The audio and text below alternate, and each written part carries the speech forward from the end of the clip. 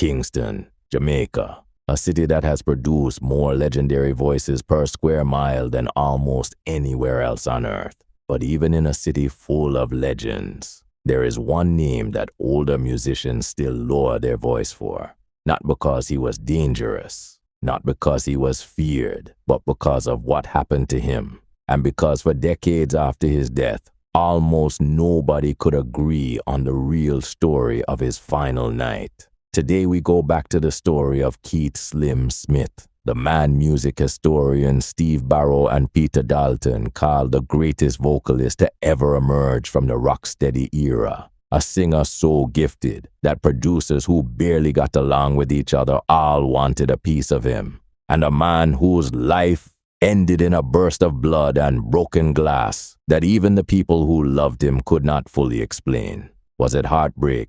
Was it exhaustion? Was it something darker that had been building inside him for years, while the whole island danced to his voice? Stay with us, because by the end of this story, you will understand why, more than 50 years later, people in the music business still argue about what really happened to Slim Smith. Keith Alexander Smith was born on October 5, 1948, in Kingston, into a musical household that gave him an ear for melody before he could even read. As a boy, he attended Chatola Park Primary School and later moved on to Kingston Senior School, which is known today as Kingston High School. It was a school with a strong concert culture, and it was there, singing in front of classmates, that young Keith found the thing he would become famous for.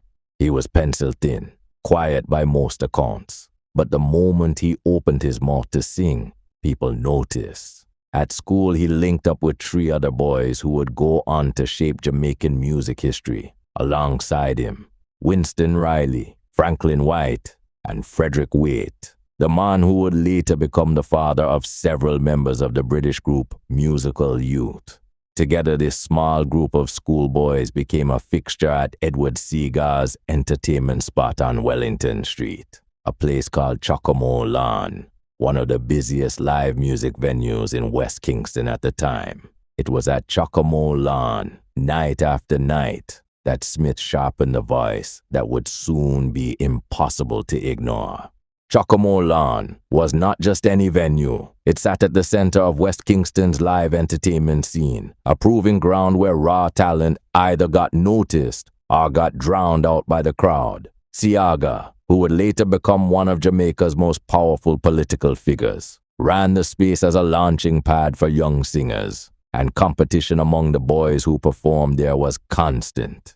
Smith stood out almost immediately, his voice carrying a texture that older performers on the same bill struggled to match. It was not polish that set him apart in those early days. It was rawness, an ability to sound like he meant every word, even as a teenager who had barely left secondary school. Through an alliance with the Richards brothers, the group became known as the Victor's Youth Band, and in 1964, they were praised at the Jamaican Festival, a major national showcase for local talent. That performance put them on the radar of people who martyred in the business. One of those people was Stranger Cole, already an established artist himself, and known around Kingston as a kind of unofficial talent scout for producer Duke Reid. Stranger Cole would later describe exactly how it happened, saying he used to visit Chocomo Lawn while the boys rehearsed with their little band, and he liked what he heard so much that he went straight to Duke Reid and told him about it. Reid sent him back to bring the group in, and that single conversation changed the course of Jamaican music. In 1965, the group, now officially christened the Techniques, recorded a ska number called Little Did You Know, backed by the Baba Brooks Band. The song shot straight to #1 on the Jamaican charts and put 18-year-old Slim Smith's voice into homes across the island. The Techniques did not slow down after that first hit. Still in 1965, they released a wave of songs that all carried Smith's unmistakable lead vocal. Tracks like What You Gonna Do, I'm in Love, Telling Lies, You Don't Know, and I'm So in Love with You. But it was a slow, aching ballad called A Place Called Love. Take off those dancing feet. You've got me under your spell. May I walk with you? Talk. Produced by group leader Winston Riley, that many say sealed Smith's place in history.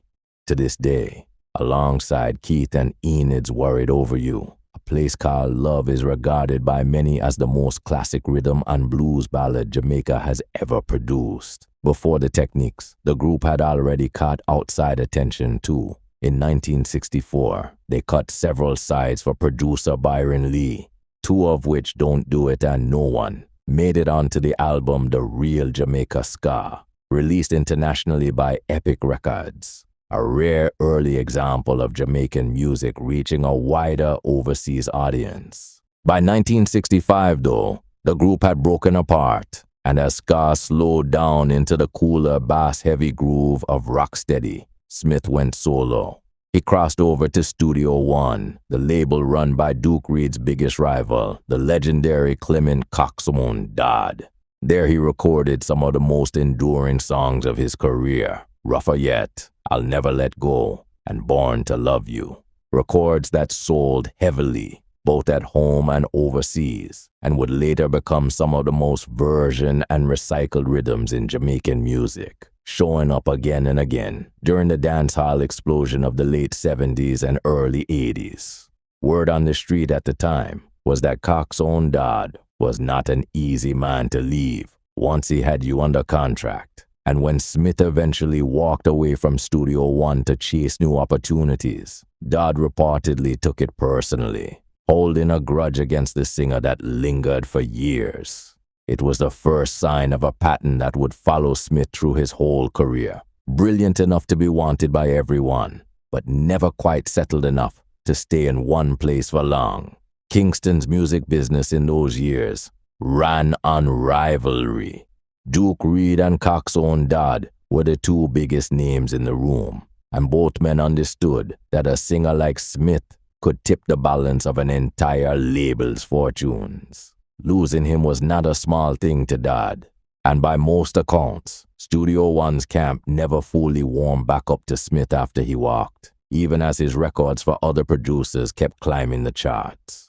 Smith's sound itself became a subject of fascination among musicologists precisely because it resisted easy explanation. He could slide from a smooth chest voice into a piercing falsetto without any noticeable change of gear, so seamlessly that some who studied his records insisted his falsetto was simply his natural voice, not a technique he switched into. Listeners and fellow singers alike heard traces of Sam Cooke, and even more strongly, Curtis Mayfield in his phrasing. But those who knew him well argued Smith was never simply an imitator. He took what he absorbed from American soul and gospel and bent it into something distinctly Jamaican, something that could carry the weight of Rocksteady's slower, heavier groove without losing any of its emotional sting. Before settling anywhere new, Smith cut a haunting Prince Buster duet called The Prophet, credited under the pseudonym Dakota Jim.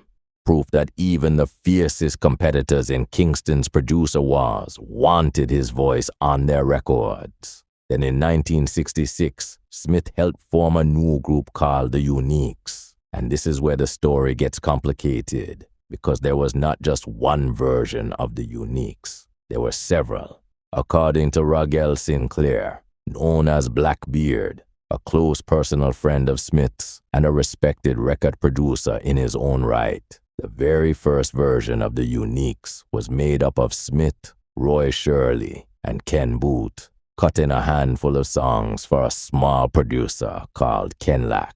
When that lineup dissolved, Smith moved on to a young, ambitious producer named Bonnie Lee, who was just starting to build what would become one of the most important catalogs in reggae history.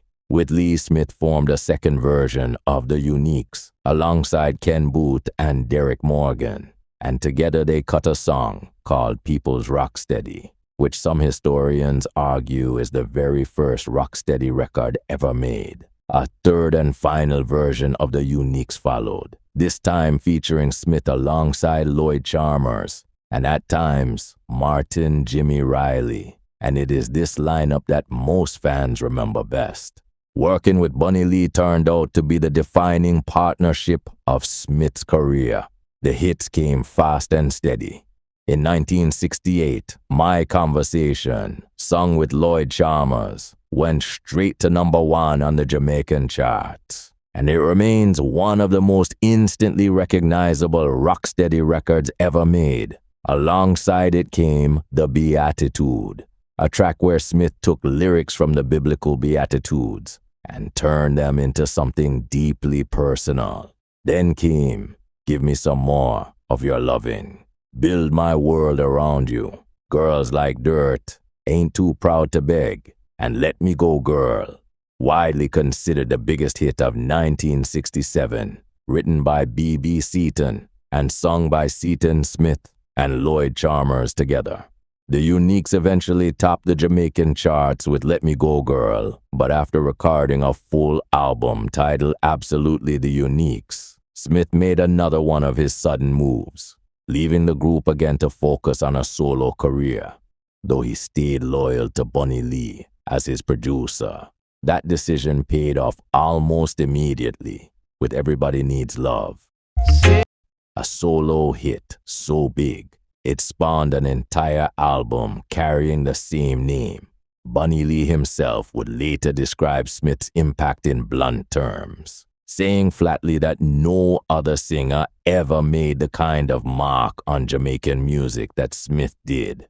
Coming from a producer who worked with nearly every major vocalist to pass through Kingston Studios over 5 decades, that was not a small compliment. Musicians who backed Smith on session after session described him as a singer who demanded almost nothing in the booth, arriving with the song already fully formed in his head and rarely needing more than a take or two to nail it. Behind these hits, though, people close to Smith tell a different story, one that rarely made it into the papers at the time. According to those who worked with him, Smith was not treated particularly well by the producers who built careers off his voice, and by most accounts, he never saw the kind of money his talent should have earned him. In an industry where singers were often paid a flat fee for a session and nothing more, no matter how big the record became, Smith reportedly struggled financially even while his songs played on every sound system in Kingston. Friends have also said he was not especially lucky in his personal relationships, and that under the pressure of the business and his private life, he leaned more and more on drinking and smoking weed just to get through.